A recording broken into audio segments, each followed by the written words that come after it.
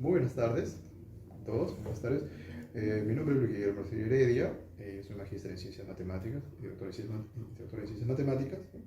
Es un gusto poder dar esta posición de conferencia. Agradezco también a la Casa del Pueblo, aquí Miraflores, que me brinda dicha oportunidad.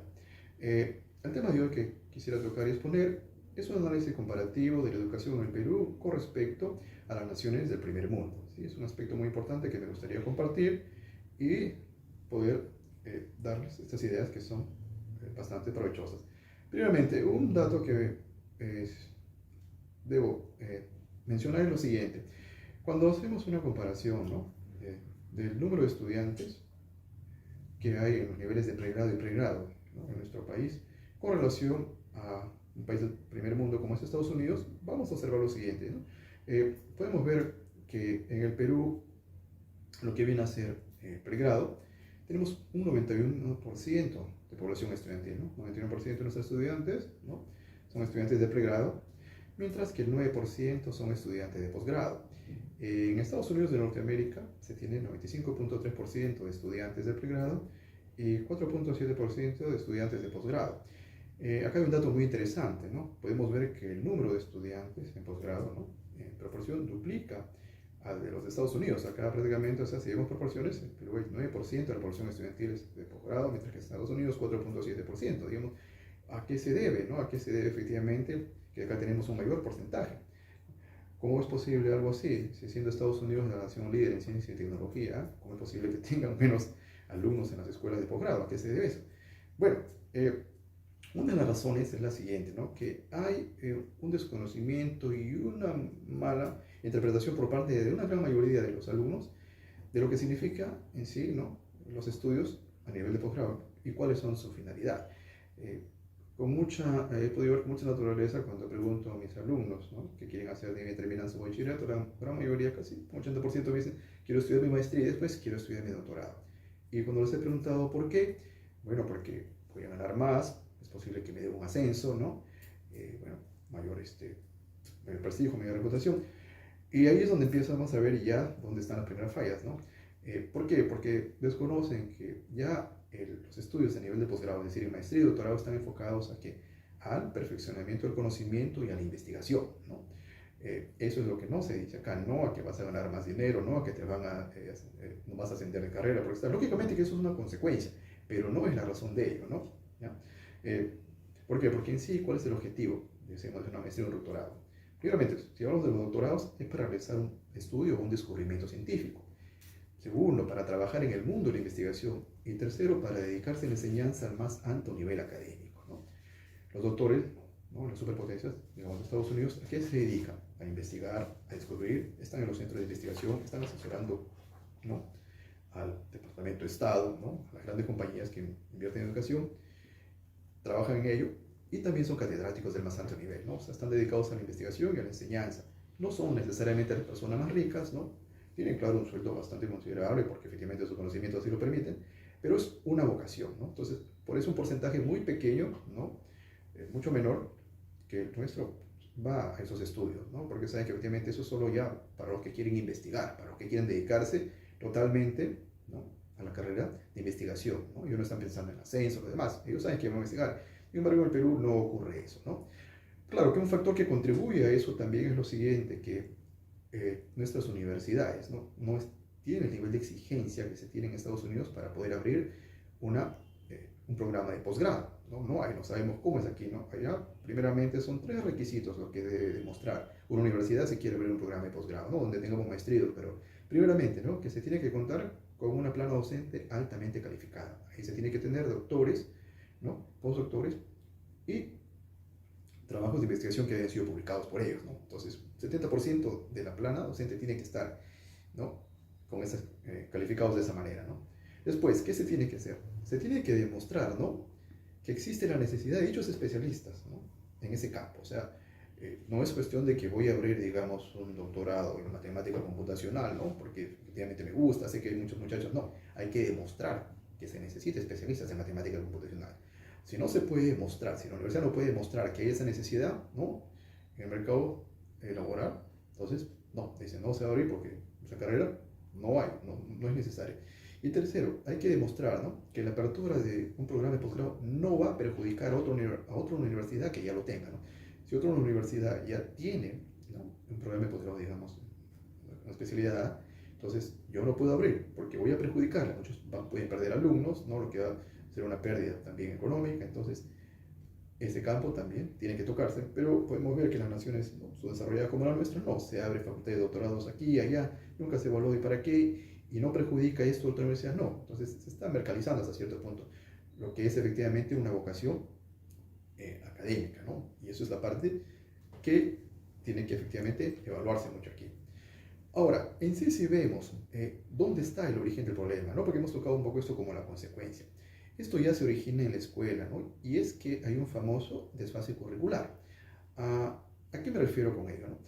Bueno, si vemos la educación en Perú, la primaria y la secundaria en sí, no está direccionada a lo que viene a ser el descubrimiento de la vocación, ¿no? Y la previa selección de la carrera a seguir. O sea, no efectivamente, no se enfocan en lo que viene a ser descubrir cuál es la vocación del estudiante, cuál es su camino, efectivamente, qué es efectivamente lo que él tiene, ¿no?, las capacidades, ¿no?, que tiene para ejercer esta vocación. No está direccionada de esa manera, ¿no? ¿Ya? Y evidencia de ello es la ausencia, ¿no?, de cursos relacionados a los estudios universitarios superiores, ¿no?, que permitirían al alumno descubrir y redireccionar su vocación. Por citar un ejemplo, ¿no?, y nuevamente enfocando las potencias del primer mundo. ¿Qué ocurre aquí?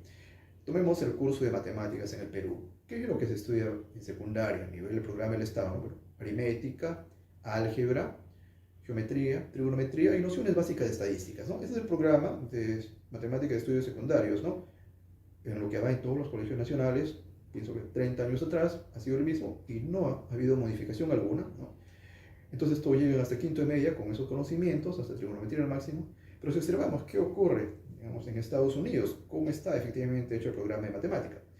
Bueno, ahí aparte de estudiar lo que estudiamos nosotros, o sea, aritmética, álgebra, geometría, trigonometría, ahí estudian lo que va a ser el precálculo, ¿no?, cálculo, álgebra 1, álgebra 2, estadística y matemática para los negocios, ¿no? O sea, están llegando ya a finalizar el colegio con conocimientos de precálculo y cálculo y matemática para los negocios. Algo que efectivamente en nuestros colegios del Estado ni siquiera se toca para nada, ¿no? Tomemos el ejemplo. Si analizamos también cuál es el currículum de estudios matemáticos en los colegios rusos, bueno, tienen aritmética, álgebra, geometría, trigonometría, estadística y probabilidades, algoritmos de programación, precálculo y cálculo, ¿no? Entonces podemos ver que ellos ya tienen cursos, ¿no?, que en nuestro país los llevamos en primer año de universidad. Si esos jóvenes al terminar ya su secundaria prácticamente han hecho un año de universidad, ¿no? Eso es lo que no hay en el Perú. ¿Y por qué esto origina el problema? ¿Por qué? Porque muchos alumnos al terminar el quinto año de media, ¿no?, tal vez han estudiado medias o matemática, todo, pero muchos dicen: yo quiero ser ingeniero electrónico, yo quiero ser ingeniero mecánico, todo. ¿Y matemática cómo ha sido? Bueno, más o menos todo. Entonces, ¿qué ocurre? Terminan el colegio y a prepararse 2 o 3 años en las academias, algunos entran, otros no. Sin embargo, ¿qué ha ocurrido? Debido a que no se tuvo ya un programa curricular donde efectivamente los alumnos que ya destacaban en ciencias matemáticas, ¿no?, ya podían haber empezado a estudiar, ¿no?, los cursos que se dan en el primer año de la carrera, como son precálculo y cálculo, donde podían haberse ya familiarizado y ahí podían haber visto si esa era su vocación o no, ¿no? Pero acá terminamos el quinto año todos con un conocimiento de matemática bastante bajo. Entonces, ¿cómo saber si efectivamente las matemáticas es tu campo o no? Si todos no los hemos estudiado de la manera mejor, no se nos ha dado los conocimientos más altos, entonces todos salen efectivamente con ese deseo, ¿no? Mejor dicho, no se ha descubierto la vocación del estudiante, y aparte de eso, que no se le ha orientado ya los conocimientos previos para que sepa, ¿no? Digamos, si un alumno efectivamente piensa que puede ser un buen ingeniero mecánico acá y ha estudiado trigonometría, más o menos, si hubiera estudiado precálculo y cálculo, podría saber al 100% si efectivamente esa es su vocación, porque si no pasa esos dos cursos, sabe que no tiene que ver nada de ingeniería, ¿no? Pero acá no ocurre, ellos terminan y después a prepararse en las academias, y los que no están se van a sentir frustrados sin haberse dado cuenta que de repente tenían una vocación técnica para la que estaban llamados y que hubiera sido lo mejor que podían haber escogido, ¿no? Entonces, en ese desfase curricular ya se origina efectivamente, porque no se está seleccionando, el estudiante no está pudiendo descubrir su vocación, ¿no? Y eso ya no ocurre en los países del primer mundo, ¿no? Una prueba de ello es si vemos los resultados de las Olimpiadas Matemáticas que hay a nivel mundial, ¿no? ¿Cuáles son los 3 países que siempre están en los 3 primeros puestos? Ahí siempre tenemos a la China, Rusia y Estados Unidos, ¿no? Siempre en los 3 primeros puestos, ¿no? Imbatibles prácticamente, no hay otro país que lo logre superar. Y si ustedes ven el currículo de estudios en lo que es el secundario, están llevando lo mismo, cálculo y precálculo, ¿ya? Y eso es lo que se lleva, que en primero hay una ingeniería, ¿no? Entonces ya los estudiantes ya efectivamente están familiarizados y esa ya es su vocación.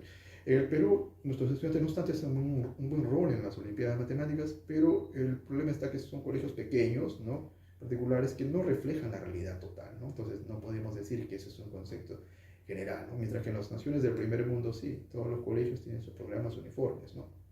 De ello. Ahora, ¿qué se podría hacer para implementar esos programas? Tenemos que ver lo siguiente, ¿no? ¿Cómo están preparados también nuestros profesores, los que nos enseñan matemática en la secundaria? Me refiero estrictamente a los colegios del Estado, ¿no? Si uno analiza el currículo que ellos tienen, o sea, los cursos que ellos estudian, vamos a poder ver que estudian cursos muy avanzados de matemáticas, ¿no? Ven el cálculo 1, cálculo 2, cálculo 3, álgebra abstracta 1, 2, análisis real e introducción a la topología. Son cursos muy elevados que los ve una persona que estudia una licenciatura en matemáticas, ¿no? O sea, nada que envidiar, están a la misma altura. Sin embargo, vemos que lo más complejo, lo más avanzado que se estudia en el colegio hasta llegar al quinto año en matemáticas es trigonometría. Entonces, prácticamente todo lo estudiado por un docente que ha estudiado para enseñar matemáticas, ¿no? Termina en la enseñanza de trigonometría, habiendo estudiado capítulos muy avanzados, habiendo estudiado, ¿no? La topología, habiendo estudiado la álgebra abstracta, no habiendo estudiado todas esas ramas, ¿no? Efectivamente no va a enseñar nada de eso. Entonces, sí podemos decir que nuestros docentes sí están capacitados, ¿no? Si quisiéramos hacer cambio de currículum, si quisiéramos introducir materias como precálculo y cálculo, sí se tiene. Entonces, no habría ningún problema en ese sentido. Entonces, hay una necesidad de modificar el programa curricular de estudios, definitivamente, ¿no? ¿Ya? Primeramente, serían 3 puntos lo que se debería tomar. Primeramente, ¿no? Debe establecerse esto de acuerdo a la vocación del alumnado, sea profesión o técnica, ¿no? Ya tiene que ser vocacional más que todo, ¿no? Ahora, ¿qué sería? Para los alumnos con vocación profesional, ¿no? Se debería introducir cursos relacionados a su futura profesión, ¿no? Tiene que ser cursos relacionados a su futura profesión, sea en ciencias, humanidades o artes. Para los alumnos con vocación por carreras técnicas, sus cursos deben estar orientados a sus futuras especialidades, ¿no? Y hay que darles la oportunidad de ingresar con una precarrera o con una carrera técnica, ¿sí? Para que efectivamente ya tengan. Entonces, se debe redireccionar eso, ¿no? En el colegio, en un lado están las clases ya de los muchachos que van a lo que son las universidades, en el otro lado los técnicos, ¿sí? Y ya de esa manera, ¿no? Se logra efectivamente explotar al máximo, ¿no? El potencial intelectual de cada uno de ellos, el potencial intelectual y manual. Y un tercer punto, que lo tocaríamos en otra de las conferencias, es hay que elevar el nivel de inglés en los colegios al más alto. Por una simple razón, el inglés es el idioma que domina el mundo, es el idioma de la ciencia y tecnología. Lamentablemente, el nivel de inglés en nuestros colegios del Estado es bajísimo. Los estudiantes prácticamente saben sin saber nada y eso les da una tremenda barrera. La literatura científica mundial en inglés está en inglés. Estos estudiantes no conocen nada de ello, por eso se pierden una tremenda oportunidad de conocer más información, ¿no? Eso es un punto que se debe tener en consideración. Un punto bastante importante es, muchos me dirían, ¿es posible hacer esto? ¿Se puede hacer? Porque en el Perú sí se puede hacer. Es algo que sí está en nuestro alcance. Y uno de los ejemplos más concretos que voy a dar es el siguiente. Ahora cuestión de 2 o 3 semanas atrás, la Universidad Católica publicó el ranking de los colegios considerados excelentes en el Perú. Y figura, entre los 20 figura el Colegio Mayor Secundario Presidente del Perú, ¿no? Que fue fundado por el presidente Alan García. El Colegio Mayor Secundario se encuentra entre los 20 mejores colegios del Perú, a la par con los colegios más caros, como es el Roosevelt, el Newton, donde la mensualidad llega a los $2.000 sin problema, donde los padres tienen que pagar una matrícula hasta de $30.000. Como un colegio del Estado esté en lo más alto, ha llegado a lo más alto, o sea, sí es posible poner a nuestros colegios a nivel más alto, entonces sí se puede, ¿no? Y ahora si uno ve cuál es el currículo que sigue en el colegio mayor, ahí están viendo precálculo, cálculo, ecuaciones diferenciales y lo que se ve en otros países del primer mundo, ¿no? Pero claro, es un solo colegio, esto se debería generalizar, ¿no? Si hubiera más colegios con este programa, eso sería muy distinto, pero sí podemos ver que sí es un hecho, que sí se puede hacer, ¿no? Podemos tener un colegio a nivel del Estado que da una instrucción e información que no tiene nada que envidiar, ¿no? Al colegio británico o al colegio americano, ¿no? El otro punto ya con el que quisiera culminar es la segunda parte que la vamos a exponer más, ¿no? Se refiere al rol estratégico que deben tener también las universidades. Primeramente, ¿no? Para mí son 3 puntos. Primeramente, la universidad no solo debe ser un centro de enseñanza, sino de investigación. Debe haber una interacción entre la universidad, ¿no? Como centro de investigación y el Estado. debe recurrir el Estado, digamos, cuando se necesite especialistas para ciertas especialidades, debe recurrir a las universidades, ¿sí? Un ejemplo muy concreto es el siguiente, que pude ver y en ese momento no se encontraba, no he visto solución, ¿no? Muchos de los buses que transportan pasajeros por la vía expresa, ¿no? Ese famoso corredor.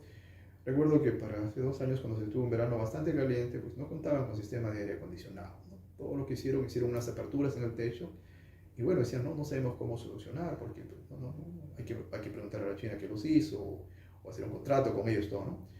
Sin embargo, no se recurrió a las universidades que tenían facultades, ¿no? De lo que dicen de técnicas de refrigeración. Ahí por sí, si se hubiera contactado con una universidad especialista en decir, ok, este proyecto va para ustedes, muchachos. Si lo hacen, efectivamente van a ganar la prueba y su universidad va a ganar una tremenda, efectivamente, cantidad de dinero y este dinero se queda acá. O sea, ustedes pueden ayudarnos a resolver ese problema. Pero ¿qué ocurre? Que en nuestro país no. Si hay algún problema, primeramente vamos a llamar a los que lo hicieron en el extranjero para que puedan encargarse de eso, cuando las universidades serían las que deberían asumir inmediatamente ese rol, ¿no? Y eso es, o sea, debe estar ligada a la investigación. Después, el segundo punto es que deben tener programas de acuerdo a la necesidad tecnológica y laboral del país, ¿sí?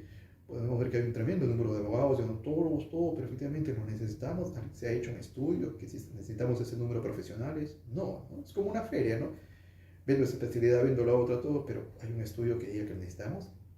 O se ha dicho qué tipo de profesional nos falta y qué carrera no tenemos, ¿no? Hay algunos signos de progreso, por así le he podido ver que la UNE ya ha inaugurado la carrera de ingeniería de lo que viene a ser de cybersecurity, de seguridad cibernética. Efectivamente, eso sí es muy importante, ¿sí? Eso sí, necesitamos especialistas y podemos ver que la UNI ya está tomando la delantera en ello, ¿no? De esta manera, efectivamente, vamos a tener especialistas de nuestro propio país, no tenemos que contratar especialistas del extranjero ni invertir dinero, porque lo van a ganar ellos, no en nuestro propio capital humano, ¿no? El tercer punto, ¿no? Es que las universidades deben estar geográficamente ubicadas en las regiones donde se requieran profesionales y especialistas de acuerdo a la realidad y a la demanda laboral de dicha región, ¿sí? ¿Qué quiero decir con ello, no? Que si analizamos nuevamente en las primeras potencias del mundo, ¿qué ocurre, no? Un ejemplo claro que yo tengo es bueno, en Estados Unidos, ¿no?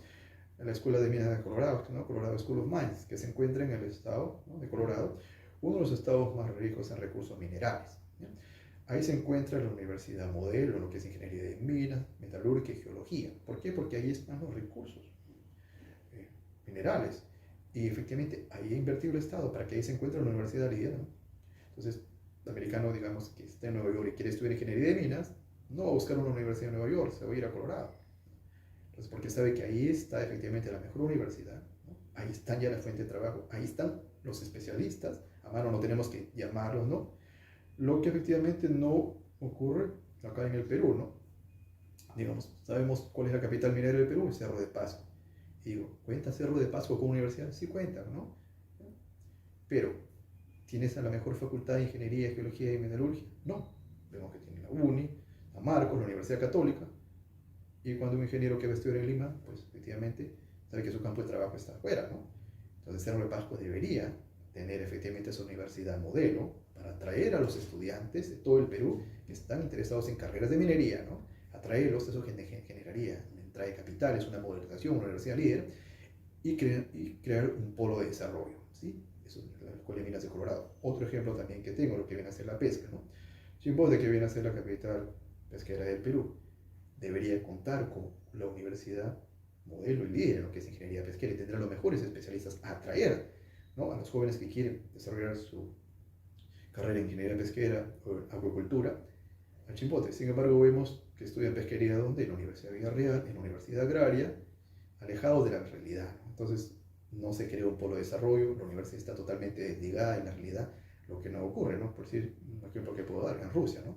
En Rusia, la Universidad líder en lo que viene a ser recursos, ¿no?, hidrobiológicos y acupuntura se encuentra en Astrakhan, ¿no?, una ciudad que está al sur de Rusia, que es la región más rica en recursos hidrobiológicos, y ahí está la universidad líder en lo que viene a ser ingeniería pesquera, acuicultura, ingeniería naval. Entonces, los jóvenes rusos que quieren estudiar eso no van a irse a Moscú ni a San Petersburgo, se van directamente allá. Eso hace que ingrese capital, que se invierta en tecnología, ¿no?, y que se cree un polo de desarrollo, algo que no estamos viendo aquí del todo, ¿no? Y eso efectivamente afecta totalmente porque lo único que está contribuyendo es que se concentra una tremenda cantidad de estudiantes en Lima, estudiando carreras que no se van a aplicar para nada en Lima, creando ya un sobrenúmero de profesionales que al fin y al cabo va a acabar desempleado. Mientras que olvidamos que en las regiones donde se requiere universidades líderes, por contar con los recursos naturales en dichos campos, no vemos ninguna atención, vemos que siguen efectivamente rezagadas y lamentablemente no se da, ¿no? Por si muy poco conozco a alguien que quiere estudiar ingeniería de minas y me ha dicho yo quiero irme a Cerro de Pasco. No, porque si no, en Cerro de Pasco sé que la universidad no está a la misma altura de la UNI ni de San Marcos, siendo Cerro de Pasco la capital minera del Perú. O alguien que quiera ser ingeniero pesquero y me diga yo me voy a Chimbote. No, debe decir pues estudiar en el Callao o en la Villarreal, siendo efectivamente Chimbote la capital pesquera, pero donde debería atenderse la mejor universidad de pesca. Pero lamentablemente no hay esa política de gobierno que se enfoque en crear polos de desarrollo que sean focos tecnológicos para tener ahí las universidades como centro de investigación y de estudios. Bueno, ya en otra conferencia hablaremos más de este proyecto importante y también de lo que la importancia del inglés en los colegios. ¿Sí? Muchas gracias y muy buenas tardes.